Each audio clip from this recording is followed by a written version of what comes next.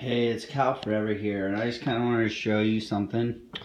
I was looking at this, and it was like, okay, I put this in a beer glass, my green smoothie.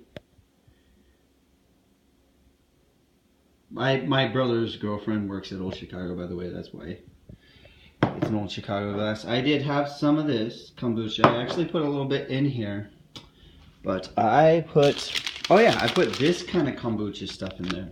This stuff is pretty decent, and you know what? I love maca, especially from a manly standpoint. It like the Aztec guys would like eat the maca beets or roots or whatever. Um, go like testosterone, masculine, crazy. So it's like good for that. I don't want to necessarily say testosterone, but for that like aggression in a way, but like a clean, like stand in your ground, like powered, like solar plexus type of idea, you know. Because it's okay to be angry. Anger is a sign of passion, and anger is a sign of denial as well, I think, because a lot of times we're denied certain passions in life and we buy into that. So there's like a type of clean anger where it feels good to release that, and you find good, clean ways of releasing that. But to do it in bad ways, like, you know, some people commit obscene acts when they're really angry and you find. But I don't want to get into that. I do love to help people out, though. But just use some clean water and this ninja thing right here. But it made me realize. Right, like,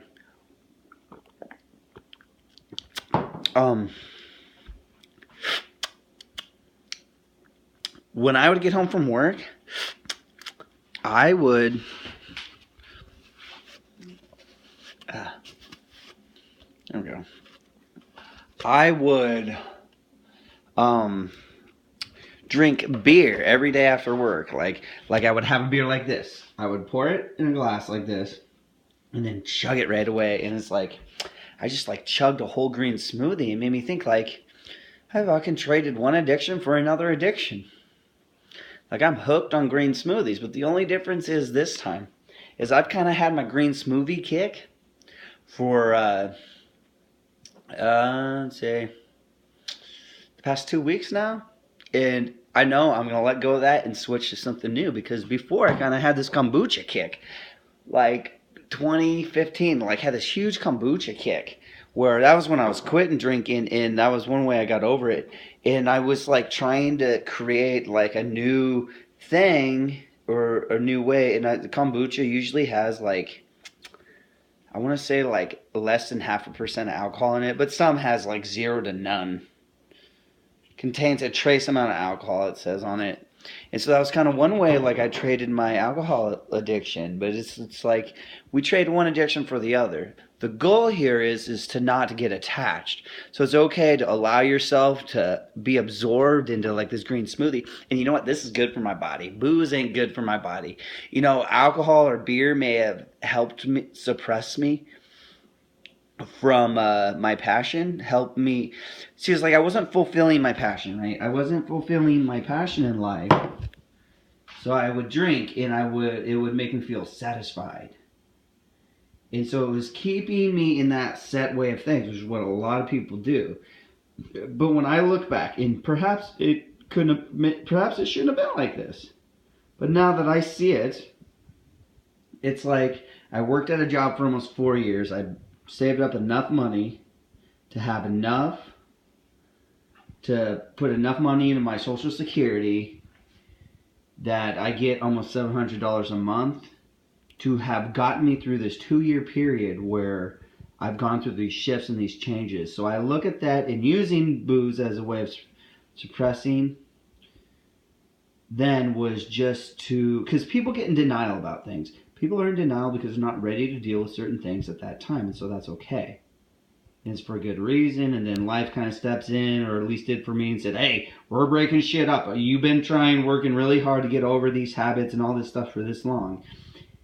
And so that's kind of what happened. That's what I did, and it's like I started trading that addiction for this and other stuff, and it's like, because it's like you create this empty space and you have to grieve this empty space and all this stuff, and go through the 5 stages of grief: denial, anger, acceptance, be grateful and gratitude through it all, because you know it's getting you to where you need to be. But if it doesn't feel authentic, fucking don't, you know.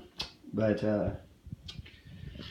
kind of wanted to share that. You know, it's like it's okay to trade an addiction for another addiction. You know, trade your booze addiction to a green smoothie addiction. Don't get attached to the green smoothies, but they're good for you. They're way better than beer. You know, maybe beer can be good for you emotionally at times. And also, what I did see is when I turned 21, I'd go to the bar and I would face certain fears that I wouldn't have normally faced without alcohol, which oftentimes had to do with, oh, dancing with that girl during the hokey poke freaking country song or whatever at the local bar here, you know.